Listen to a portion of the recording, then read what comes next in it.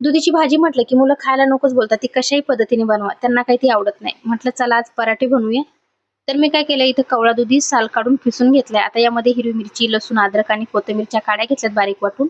ओवा घेतलाय, हळद, धनिया पावडर, लाल मिरची पावडर, जिरे पावडर, चवीप्रमाणे मीठ घेतले, कोथिंबीर घेतली, बेसन पीठ घेतलं 1-2 चम्मच आणि गव्हाचं पीठ घेतलं. पीठ मळता वेळेस तेल टाकायचं थोडंसं आणि छान पीठ मळून घ्यायचंय. तर यामध्ये मी पाण्याचा वापर वगैरे काही केला नाही. दुधीच्या वलसर पाण्यामध्येच थोडं थोडं पीठ टाकून छान पीठ मळून घेतले.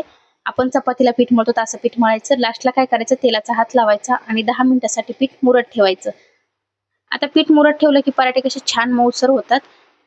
तर पराठा मी अशा पद्धतीने लाटून घेतलाय. पराठा लाटता वेळेस ना असा छान पातळ पराठा लाटून घ्यायचा. तर इथे तवा गरम करायला ठेवला होता. आता इथे ना तेल किंवा तूप लावून पराठे छान भाजून घ्यायचे. तर आता हे पराठे ना मुलांच्या टिफिनसाठी, सकाळच्या नाश्त्यासाठी खूप छान आहेत. तर अशा पद्धतीने मी दुधीचे पराठे आज बनवले होते.